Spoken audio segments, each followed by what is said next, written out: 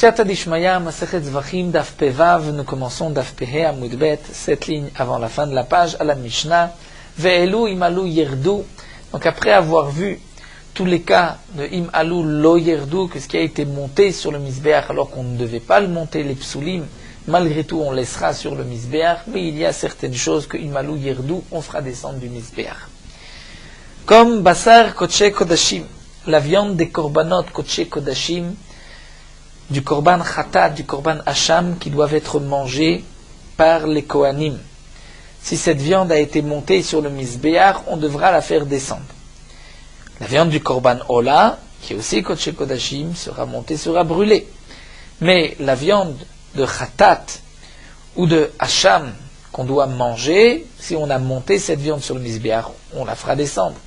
Ou basar kadashim kalim, ou la viande des korbanot kadashim kalim, qui est aussi mangée partie par les kohanim et par les propriétaires comme korban shlamim, toda, bechor, maaser, pesach, tous ces kadashim kalim, la viande doit être mangée. Si on l'a montée sur le mizbeach, on la fait descendre. Ou mutar ha-omer, mutar ha-omer, le reste de la mincha du omer qui doit être aussi consommé par les kohanim, cette mincha de omer qui était apportée le deuxième jour de Pesach. Ushte alechem, les deux pains de Shavuot, qui étaient entièrement mangés par les Kohanim, velechem apanim, et le pain qui se trouvait sur le Shulchan, et qui était aussi mangé tous les Shabbatot par les Kohanim, vesheyare menachot, les restes des menachot, lorsqu'on apporte une mincha, le Kohen prend une kumitza, une pleine poignée qui va brûler sur le mizbeach, le reste est mangé par les Kohanim. Donc tout ce qui doit être mangé par les Kohanim, si ça a été monté sur le Mizbeach, on doit descendre du Mizbeach. Mais aussi Aktoret. L'Aktoret, c'est-à-dire l'Aktoret, les encens qui devaient être brûlés sur le Mizbeach Apnimi, le Mizbeach intérieur. Si on a monté l'Aktoret sur le Mizbeach Achitzon, on devra la faire descendre puisque ce n'est pas sa place. La Mishnah continue avec un autre din, Atsemer Sheberashek Vasim. Tsemer, c'est-à-dire la laine, qui se trouve sur la tête des moutons, des brebis. Rashi nous rapporte que la tête du mouton d'un korban ola va être brûlée. Et donc quel est le din de la laine qui se trouve sur la tête de ce korban? Ou encore se'ar, les poils, c'est-à-dire la barbe chez les zakan triyashim qui se trouve sur la barbe des boucs. Ve'atzamot. Et atzamot, c'est-à-dire les os. Ve'agidim, les tendons. Ve'karnaim, les cornes. Ve'atelafaim, et les sabots. Bisman shem mechubarim ya'alu, si ils sont rattachés à la bête, on les montrera en même temps que la partie qu'on doit brûler. Chez Neymar, comme c'est marqué, Victir à Kohen et Takol. Le Kohen brûlera le tout sur le Mizbeach. Donc tout ce qui est rattaché aux membres. La laine de la tête, les sabots, les cornes, seront brûlés avec la tête. Mais Pirchou, s'ils ont été séparés, Loyal, ou à ce moment-là, on ne les fera pas monter. Chez Neymar, Vasit Orlotecha Basar Vadam, la Torah nous dit, tu feras ton korban Ola, tu brûleras à Basar, la viande, Ve'adam, et le sang sera aspergé. Donc il n'y a que Basar Vedam, mais pas les sabots ou les cornes, et c'est dans le cas où Pirchou, on les a séparés de la bête. Tanou Rabbanan, l'Agma nous rapporte une braïta. C'est marqué, Victir à Kohen et Takol à Mizbecha. Le Kohen va brûler le tout sur le Mizbeach. Les rabot, là on inclut Atzamot, les os, Vagidim, les tendons, Vakarnaim, les cornes, Vatalafaim et les sabots. Yachol a fait le pirchou. Est-ce que même dans le cas où on les a séparés de la bête, on pourra aussi les monter? Talmud Lomar, Vasita Olotecha, Basar Vadam. Torah dit non, Vasita Olotecha, Basar Vadam, uniquement la viande et le sang. Et Basar Vadam, donc la braïta continue, ici c'est marqué Basar Vadam, alors Yachol, Yachlot, Gidim, Atzamot, Viale, Basar, Gamizbeach, est-ce qu'on doit, donc on a la mitzvah de couper les sabots, d'enlever les tendons et les os et de ne monter que la viande sur le Mizbeach, Talmud Lomar, non, c'est marqué Victir Kohen et Takol. Kohen fera brûler le tout. Donc d'un côté on a Akol, un ribouille, et on a ici un miout, Abasar Vadam, Haketzad, Mechubarim Ya'alu, Pirshu, Afluen Borosh HaMizbeach Yirdu. Mechubarim, S'ils sont rattachés Yalou, on les montrera. Pirchou, si ils ont été détachés, même si c'est au-dessus du Misbéach, Yerdou, on les fera descendre. Donc ça, c'est l'explication que nous avons vue aussi dans la Mishnah, un pasouk Abassar Ve'adam et l'autre Viktira Kohen et Takol. Comment comprendre les deux psukim? Donc tout dépend si les morceaux ont été séparés ou pas. Mantana de Shamatle d'Amar Pirshu Yerdou, et directement qui est l'auteur de notre Mishnah? Qui est-ce que nous avons vu par ailleurs, nous avons entendu? Qui est-ce qui pense que Pirshu, si les morceaux sont séparés Yerdou, on les fera descendre? Rebi, c'est Rebi de Tanya. Comme c'est marqué dans une braïta, Viktira Kohen et Takol Misbecha, le Kohen brûlera le tout sur le Misber. Les rabots, on inclut Atzamot, les os, Vagidim, Tandoma Karnaim, les cornes, Vakalafaim, et les sabots. Afilu Pirshu, même si on les a coupés, séparés de la bête, on les montrera, on les brûlera. Alors, Velamani, Mikaim, Astor, le Tra, Basar, Vadam, d'après Tanakama, qui est donc en marloquette avec notre Mishnah, puisque même Pirshu, on les montrera. Comment lui va-t-il comprendre Basar, Vadam? C'est ce que la Braïta demande, le Marlecha, pour te dire, Ikoulé, Ola, Atamarzir, vi Atamarzir, Ikoulé, Gidim, Vatsamot. Tu ne feras monter sur le Misber que Ikoulé, Ola, c'est-à-dire que les membres du Korban Ola qui ont été consumés, nous verrons dans quel contexte on doit encore les remonter. Ikoulé, Ola, tu remontes, vi Atamarzir, Ikoulé, Gidim, Vatsamot. C'est-à-dire que les os qui ont commencé à brûler, qui sont sortis du misbéach, là tu ne les remonteras pas. C'est ce que le pasouk nous précise, ce n'est que la viande et le sang. Non pas pour exclure les atzamot qui ont été séparés, qu'on a séparés de la viande. Là c'est sûr que même les khatril, on pourra les brûler, les monter, les sabots et les cornes aussi, même séparés on les montrera. Mais s'ils sont tombés du misbéach, la doure pokim de remonter ce qui est tombé, ça c'est seulement la viande et pas les guidim, les atzamot. Rebi Omer, Rebi lui dit, Katouv Echad Omer, il y a un passage qui dit Viktira Kohen et Takol à Misbecha, que le Kohen va brûler le tout sur Misbeach, Riba. Donc si c'est marqué Takol, le passage vient inclure. Katouv Echad Omer, Vastor Lotecha Basar Ve'adam, la Torah précise seulement la viande et le sang, Miet, la Torah, et donc Miet est exclu à Ketzad. Rebi, comme nous l'avons vu dans la Mishnah, pense Mechubarim Yalou, Pirshu Afilon Berosha Misbeach Yirdu. Si les sabots, les cornes, les atzamot, les os et les guidim sont encore Mechubarim, rattachés à la bête, Yalou, on les montrera avec les membres. Sinon, Pirshu, même si c'est déjà sur le haut du Misbeach, on les fera descendre. Et donc, nous voyons de là que Rebi est l'auteur de notre Mishnah. Pirshu lo Yalou. Nous avons vu dans la Mishnah que si Pirshu, c'est-à-dire les tsemer, etc., Se'ar, Atzamot, Gidim, Knaim, Tlevaim, les cornes, ont été séparés, on ne les montrera pas. Donc Amar Rabizira vient préciser, Lo Shanu Elashi Pirshu Klape Mata. C'est uniquement lorsque les sabots ou les cornes se sont séparés, mais Klape Mata vers le bas, c'est-à-dire loin de la Maracha. Val Klape Maala, si c'est vers la Maracha, Krouvé ou Deakrivu, les ikoul, elles se sont rapprochées au ikoul, c'est-à-dire à être consumées par le misbéach, par le feu, et donc on les laissera sur le misbéach. Demande la Gemara, va filou pirshu. Rashi et les autres mefarshim aussi se posent la question sur la girsa de la Gemara. Rashi dit que si on est gorès, va filou pirshu, il faudra comprendre ainsi la question. Va filou pirshu, pourtant c'est marqué mechubarim ya'alou, seulement c'est mechubar. Donc comment on dit pirshu? Pirshu. Comment Rabbi Zira peut nous parler de pirshu? Si c'est pirshu, on ne pourra pas les monter, c'est marqué uniquement s'ils sont rattachés. Alors la Gemara reprend Amar Rabba Chikama. Voici ce que Rabbi Zira a voulu dire. Lo shanu lâché pirshu lachar zrika. Aval pirshu kodem zrika, ate zrika vesharitinu, afilu el mevad minayu kata de sakina. Rabba vient expliquer les paroles de Rabbi Zira. Ce qui est marqué que pirshu, yerdou, c'est-à-dire que si les sabots, les cornes se sont séparés de la bête, on les fera descendre. C'est seulement si se sont séparés la achar zrika après la zrika. C'est-à-dire, elles ont un din, ces cornes, ces sabots ont un din de kadashim. On a fait la zrika, donc il y a un statut de kadashim. Étant donné que au moment de la zrika, c'était rattaché à la bête, on a coupé on les a séparées après avoir aspergé le sang, on les fera descendre du misbéach, mais elles ont encore une kedusha.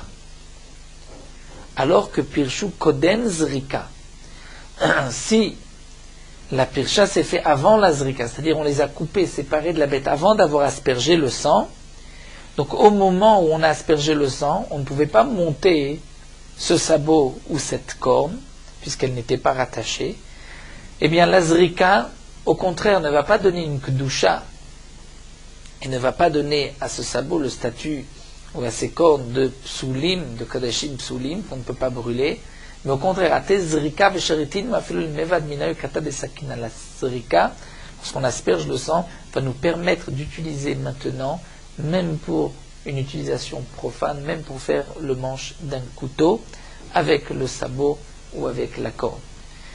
Savar la kihada amar Rabbi Yochanan. Et donc Rabbi Zira pense, comme ce que Rabbi Yochanan a dit au nom de Rabbi Ishmael, Nehema, puisque c'est marqué Lo Yiyeh à propos du Korban Ola. C'est marqué que le Kohen qui va sacrifier le Korban Ola, Ora Ola, Asher écrive la Kohen Lo Yiyeh. C'est-à-dire que la peau du Korban Ola, Lo Yiyeh sera pour lui. C'est marqué Lo Yiyeh Beola, Venemar Lo Yiyeh à propos du Korban Hacham. Là aussi c'est marqué Kohen Asher Chaperbo Lo Yiyeh. De là, on apprend Ma Hacham Atzmotav Mutarim, de la même manière que le Korban Hacham, les os, les sabots, les cornes du Korban Hacham sont permises, puisque même la viande est permise. Et il n'y a pas de digne de notar sur ce qui ne se mange pas. Eh bien, on apprendra Af Ola, que même pour le Korban Ola, Atzamot Mutarim, les os sont permis, on pourra utiliser les os du Korban Ola, bien que le Korban Ola doit être entièrement brûlé, mais les os sont permis, et on pourra utiliser les os pour en faire même le manche d'un couteau. Donc la Gemara nous dit que Rabbi Zira pense comme Rabbi Yochanan. On apprend de ce pasouk que les os, ou tout ce qui ne se mange pas chez le Korban Ola, on pourra les utiliser d'une utilisation profane, choulim. Mais comme l'a précisé Rabbi Zira, si au moment de la zrika, les os étaient rattachés à la viande, les cornes à la tête, les sabots aux pieds, et donc au moment de la zrika, lorsqu'on a aspergé le sang, on devait prendre le tout et les brûler sur le misbéach, brûler les morceaux avec les cornes, avec les sabots, avec les os, là les os vont avoir un statut particulier, que même si ensuite on les détache de la viande, puisqu'on est après la zrika, on ne pourra pas les utiliser pour une utilisation profane, ils auront un statut de kadashim psuli. Et la Gemara continue, dit cet enseignement qu'on apprend du Korban Hacham Moufné, et donc libre, c'est-à-dire les mots loyé sont en trop, et le Moufné, ce n'était pas en trop, on devrait poser la question, mal Hacham shkan besaro mutar, que le Hacham c'est différent parce que la viande du Korban Hacham est muter, et donc c'est pour cela que les os sont aussi mutar. Alors que pour le Korban Ola où la viande est interdite, puisqu'elle doit être brûlée, on ne pourra pas utiliser les os. La Gemara dit effectivement, l'oïe yétéraktiv, c'est marqué une autre fois l'oïe en plus. Yétéra, c'est-à-dire en plus pas une autre fois, c'est-à-dire c'est marqué que 2 fois. Et à propos, nous dit Rachid, du Korban Ola, c'est en trop, puisque le pasuk aurait pu dire Ora Ola, cher écrive la Kohen, c'est-à-dire le Ora Ola appartient au Kohen. Pourquoi l'oïe? Ce l'oïe est en trop. Métiv Ravada Barava vient objecter. C'est marqué à Tzamot Kodashim, les os des korbanot qui se mangent comme Khatat et Hacham, Moalim Baem, Lifnei Zrika, Moalim Baem, avant qu'on ait aspergé le sang du korban, si on en profite, il y a une profanation du Eglesh, il y a Meila. La Char Zrika, après avoir aspergé le sang, En Moalim Baem, il n'y a pas de Meila. Meshel Ola, Moalim Baem le Ola, mais d'un korban Ola, il y a toujours une Meila, même après la Zrika.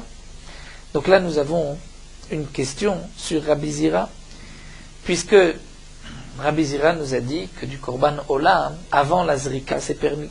Emma, la Gemara reprend et dit non. Voici comment il faut comprendre. L'échelle Ola, du Korban Ola, tout dépend. Si Pirshu Lifnei Zrika, En Moalim Baem, si les os sont séparés de la viande, alors il n'y a pas de Mila, comme nous l'a dit Rabbi Zira, puisqu'au moment de la Zrika, on ne peut pas monter les os sur le Misbéach, donc les os vont avoir un statut de choulim comme donc des os profanes, on pourra en faire ce que l'on veut. Mais la chazrika, moalim baem, puisqu'au moment de la zrika, on devait puisqu'ils étaient encore rattachés à la viande, il fallait monter le tout. Et donc la Meïla restera le Olam à jamais. Et la Gemara termine au plié des Rabbi Eliezer, Elazar, et Rabba est en machloket avec Rabbi Lazar, Damara Elazar, Pirshu, Lifnei Zrika, Moalim Baem, Lacha Zrika, Lo Neinim Velo Moalim. Rabbi Lazar nous dit que si les os ont été séparés de la viande avant la Zrika, il y a une Meïla. Pourquoi? Rashi nous explique que, étant donné que les os se sont séparés de la viande, donc on ne pouvait plus les brûler. Donc, la zrika n'a pas d'effet sur les os, et le issour de Meïla restera sur les os. Mais la char zrika, l'oneniv lo amolim, c'est-à-dire si on a aspergé le sang et qu'ensuite les morceaux se sont séparés, donc les os se sont séparés de la viande, là, on n'en profitera pas, mais des Rabbanan, mais il n'y a pas de Meïla. Et Rashi nous dit, comme ce que nous a expliqué Rabbi Ishmael, le loïe du Korban Hacham. Et Hacham, c'est la Achar Zrika, que Pirshu, puisque au moment de la Zrika, le Hacham, la Zrika du Hacham va permettre la viande et les os aussi. Donc la Gemara nous dit, cet enseignement de Rabba est contraire à Rabbi Lazar, puisque d'après Rabbi Lazar, les os, même si les os se sont séparés avant la Zrika, il n'y a pas de Meïla.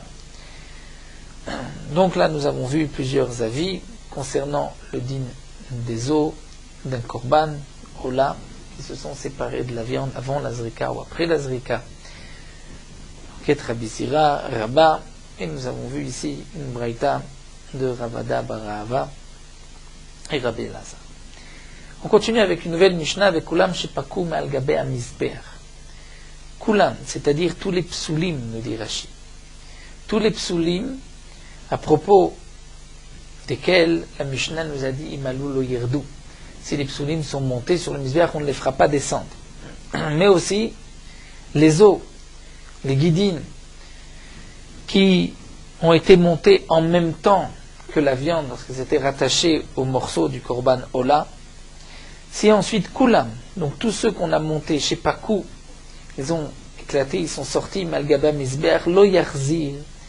Donc puisque les morceaux sont ensuite tombés, donc lo yarzir, la Mishnah nous dit, on n'a pas besoin, comme nous dit Rachid, de les remonter sur le Mizbeach. Vechen gachelet, de même une gachelet, c'est-à-dire une braise chez Pakam Malgaba Mizbeach qui a éclaté du Mizbeach lo yarzir, on n'est pas obligé de la remonter. Evarim chez Pakou Malgaba Mizbeach, les membres du korban Ola, qui ont éclaté du Mizbeach, qui sont sortis. Kodem Chatzot Yarzir, si on est la nuit avant Chatzot, on les remontera. Au Moalim Baem, il y a une Meïla, profanation si on profite. La Chatzot Lo Yarzir, il n'y a pas de Meïla. Nous allons voir dans la Gemara dans quel cas. Keshem Shah Mizbeach Mekadesh Taraouilo, de la même manière que nous avons vu que le Mizbeach est Mekadesh, donc ce qui a été monté sur le Mizbeach, on ne le fera pas descendre, car Hakevesh Mekadesh, de même, cette menthe, un rhum qui montait au Mizbeach, amené au Mizbeach, aussi, elle est mekadeshet. Et kshem shamizbeach vakevesh mekadshim et arouilem kacha kelim mekadshim. Même les kelim, les klisharet sont aussi mekadshim. Et nous verrons les dinim des kelim par la suite. Donc ici, nous allons reprendre le din des evarim qui sont sortis du Mizbeach. Les evarim, la Mishnah nous a dit avant Chatzot Yarzir, et il y a une Meïla après Chatzot Lo Yarzir. Avant Chatzot, puisqu'on doit les remonter, avant la moitié de la nuit, donc c'est normal qu'il y ait une Meïla, puisqu'ils sont Shayach au Mizbeach. Après Chatzot, on n'est pas obligé de les monter, donc il n'y a pas de Meïla. C'est comme s'ils ont été déjà Meuchalim, consumés, digérés, entre guillemets, par le Mizbeach. Echidame, la Gemara demande de quel cas il s'agit. Ideibu mama, si sur ces morceaux, il reste encore de la viande, c'est-à-dire que le tout n'a pas été brûlé. Alors, mais même après Chatzot, on doit les remonter. Il est brûlé. Si tout a été brûlé, alors même avant Chatzot, pourquoi les remonter? Même avant Chatzot, n'est pas nécessaire de les remonter. La Gemara répond l'otzricha beshrire. Beshrire, nous explique Rashi, c'est les morceaux qui sont devenus durs par le feu, qui ont brûlé, mais ce n'est pas encore comme du charbon, c'est comme un morceau de bois sec. Et donc c'est pour cela qu'il y a une différence entre avant Chatzot et après Chatzot. Mena Nemile demande la Gemara d'où est-ce qu'on sait que donc il y a pour ces morceaux-là durs qui ne sont pas encore complètement brûlés comme du charbon, il y a une différence entre Chatzot avant Chatzot et après Chatzot, puisque donc d'après ce que nous venons de voir, s'il reste encore de la viande dans le morceau, on devra le remonter même après Chatzot. S'il n'y a pas de viande, même avant Chatzot, on ne le remonte pas. Donc c'est le din de Chatzot seulement béchiré pour les morceaux qui ont durci par le feu. Alors la Gemara demande d'où est-ce qu'on sait. Amar Rav répond, Katuv Echad Omer, nous avons un passage qui dit Kol halayla ve'iktir. Le Katuv Echad Omer, Kol halayla ve'herim. C'est-à-dire, nous avons, au début de Parashat Tzav, il y a une mitzvah de la Torah de Haramat Hadeshen, c'est-à-dire que le Kohen devait tous les jours monter sur le Mizbeach, prendre une partie, un peu de sang de Trumat Hadeshen qui se trouvait dans la Maharacha, et ensuite il devait poser cette Trumat Hadeshen à côté du Mizbeach. C'est marqué dans la Torah, Hiya ola al Mogdal al Mizbeach kol halayla ad haboker. Ve'esh ha-mizbeach tu kadbo. Kol halayla ad haboker. Et ensuite, le pasuk nous dit, Velavash ha-kohen midobad, le Kohen va prendre donc des habits pour cette Trumat Hadeshen, ve'erim et Hadeshen. Et il va être merim, c'est-à-dire monter il va prendre une partie de cette cendre, ve'erim et Hadeshen. Il va lever le Deshen pour ensuite le poser. Si on regarde le premier pasuk, nous explique Rashi, puisque c'est marqué Iaola al Mogda la Mizbeach kol halayla, Mogda c'est sur le feu. C'est comme si c'était marqué Veiktir.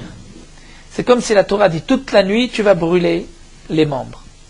Le Katuv Echad Omer, et l'autre pasuk qui dit Kol halayla ve'erim, c'est-à-dire on peut lire Kol halayla, et ensuite ve'erim et Hadeshen, c'est-à-dire toute la nuit on peut faire la Haramat Hadeshen, la Trumat Hadeshen. Donc nous avons d'une certaine manière une contradiction.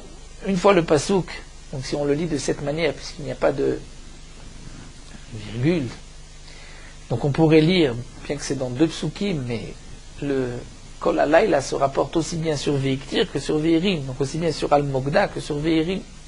Donc comment comprendre cette contradiction? D'un côté la Torah dit que tu dois brûler toute la nuit, d'un côté toute la nuit tu peux faire Trumat Hadeshen, c'est-à-dire que Trumat Hadeshen c'est que les membres ont déjà été consumés, ont déjà été brûlés, il ne reste que de la cendre. De là, j'apprends Chalkeu, Chetzo l'Aktara et Chetzo l'Harama. On va séparer la nuit en deux. Une partie, l'Aktara, que tu vas brûler, c'est-à-dire que ce n'est pas encore considéré comme ikoul, comme brûlé, comme digéré par le Mizbeach. Et l'autre moitié de la nuit, la Harama, c'est-à-dire que même si le morceau est encore dur, tu pourras faire Trumat Hadeshen, faire la mitzvah, c'est terminé. Bien sûr, on ne peut pas parler d'un morceau de viande, puisqu'un morceau de viande, on doit le brûler, on ne pourra pas faire Trumat Hadeshen. Donc on parle de shriré, de ce morceau dur. Mais d'après cette explication de la Gemara, puisqu'on divise la nuit en deux pour ce morceau dur, donc une partie, la première partie de la nuit tu dois le brûler, la deuxième partie tu peux déjà faire Trumat Hadeshen, il en ressort que le din de Trumat Hadeshen commence à Chatzot Minatora, puisqu'on traduit le pasuk ici, Chetzeu, on va diviser Chelkeu, Chetzeu l'Aktara, Chetzeu l'Harama. Pourtant, Rav Kahana demande dans Masechet Yoma, c'est marqué Bechol Yom, Torem et Tamizbeach, Tormin Tamizbeach, Mikriat Hagever Osamuchlo. Tous les jours, on devait prélever la cendre du Mizbeach, Mikriat Hagever, à partir du moment où il y avait Mikriat Hagever. Il y a deux explications, si c'est celui qui appelait, qui levait les gens, l'homme Gever ou le coq, Mikriat Hagever Osamuchlo, il est à peu près un peu avant, mais il est fanav, ou me'achorav, ou après. C'était le moment de Trumat Hadeshen tous les jours. B'yom Kippourim, on commençait Bechatzot, plutôt encore, et Barigalim, au moment des fêtes, V'ashmora Arishona, V'ashmora Arishona, après la première garde, c'est-à-dire la nuit est divisée en trois parties, donc Me'ashmora Arishona. Pourquoi Barigalim Me'ashmora Arishona? Puisqu'il y avait beaucoup de korbanot. Yom Kippourim plutôt, étant donné que le Kohen Gadol, c'est lui qui devait faire toute la avoda. En tout cas, demande la Gemara, c'est la question de Rav Kanaïs, al-Kadata mechatzot de Horaïta, si tu dis que le din de Chatzot c'est Minatora, alors Ichimagdiminan, comment, au moment des fêtes, on pouvait faire Trumat Hadeshen avant Chatzot? Amar Rabbi Yochanan me répond, il va dire, Mimash Mashnema Kol halayla, puisque c'est marqué dans le pasuk, Kol halayla ad haboker, toute la nuit jusqu'au matin. Donc, Rabbi Yochanan, si c'est marqué Kol halayla, Eni Yodesh Adaboker, je ne sais pas que c'est jusqu'au matin. Et si c'est marqué, donc déjà dans la Torah Kol Halayla, pourquoi la Torah a-t-elle besoin de préciser Adaboker? Matamud Lomar Adaboker, pour nous dire Ten Boker le Boker Shel Laila. Il y a la nuit qui se termine au matin, mais Adaboker signifie que pour Trumat Hadeshen, tu as un Boker avant. C'est-à-dire un moment avant le lever du matin où tu vas pouvoir faire la Haramat Hadeshen. Et donc, la réponse de la Gemara est la suivante. Il car Kol Yoma, chaque jour, Mekriat HaGever, Sagé, c'est suffisant, Mekriat HaGever. C'est-à-dire le Pasuk me permet de faire la Trumat Hadeshen plutôt avant Alot HaShachar. La Torah ne donne pas de temps précis, de moment précis. On dit tout dépend du contexte, tout dépend du jour. Donc chaque jour, Mekriat HaGever, c'est suffisant. Biom HaKippurim, Mishum Kudsha de Kohen Gadol, puisque le Kohen Gadol doit faire toute la avoda et il s'affaiblit. Donc on commence plutôt Mechatzot. Et Barigalim, mon défait, des Nafishi Korbanot, où il y a beaucoup de Korbanot, des Kadmei Atou Israël, Ma'ashmoret HaRishona, puisque les Bnei Israël apportent leurs Korbanot au moment des fêtes. Donc Ma'ashmoret HaRishona, depuis la première Egat, la première partie de la nuit, on peut déjà commencer à faire Trumat Hadeshen, qui est des Katane Sefa, comme c'est marqué dans la Sefa, Lo Haïta Kriat HaGever Magat, Hachaïta Zara Melam Israël, dans Masechet Yoma, le Kriat HaGever, le moment des fêtes arrivait, que déjà la Hazara était pleine des Bnei Israël qui voulaient apporter leurs korbanot. Donc puisqu'il y avait beaucoup de korbanot, c'est pour cela qu'on allait se presser. Et donc faire plus tôt, puisque la Torah me permet, lorsque la Torah a marqué Ad Boker, c'est que la Torah me donne encore une possibilité de le faire avant Alot HaShachar. Et donc la réponse que nous donne ici Rabbi Yochanan, comme explique Rashi, c'est que les psukim, Kol Halayla ve'iktir, Kol Halayla ve'erim vont être expliqués comme Rav, que Chatzot est donc le moment du Ikul pour les morceaux qui sont durs, mais qui ne sont pas encore complètement brûlés. Donc avant Chatzot, on doit les monter. Après Chatzot, il n'est plus nécessaire de les monter. Mais le din de Trumat Hadeshen, ça on l'apprend de Kol Halayla Ad Boker, et ainsi on a répondu à la question de Rav Kahana. Nous allons nous arrêter ici, et Itmar, terminons sur Morot Halacha Daf Pevav. De l'eau qu'on a utilisée, on a fait une melacha, comme nous allons le voir, ces eaux sont psulim, on ne pourra pas les utiliser pour Netilat Yadayim. Puisque ces eaux qui ont été utilisées sont comme méchofrim, de l'eau des égouts qu'on n'a plus besoin, qui sont psulim, c'est-à-dire qu'on doit jeter, qui sont psulim qu'on ne peut plus faire Netilat Yadayim. Même si la couleur n'a pas changé, puisqu'on a utilisé cette eau, elle est psoula. Donc de l'eau avec laquelle ou dans laquelle on a rincé de la vaisselle sale, de la vaisselle qui a une mauvaise odeur, cette eau est psoula netilat yadayim, puisqu'on a rincé des kelim, on a utilisé cette eau, ça devient méchofrim, de l'eau qu'on doit jeter. De même, de l'eau dans laquelle on a rincé des fruits ou des légumes, l'eau est psoula. Mais si on a utilisé l'eau pour rincer des kelim de la vaisselle propre, ou pour rincer des fruits et des légumes qui n'ont aucune saleté apparente, à ce moment-là, l'eau n'est pas psoula pour Netilat Yadayim, on pourra l'utiliser.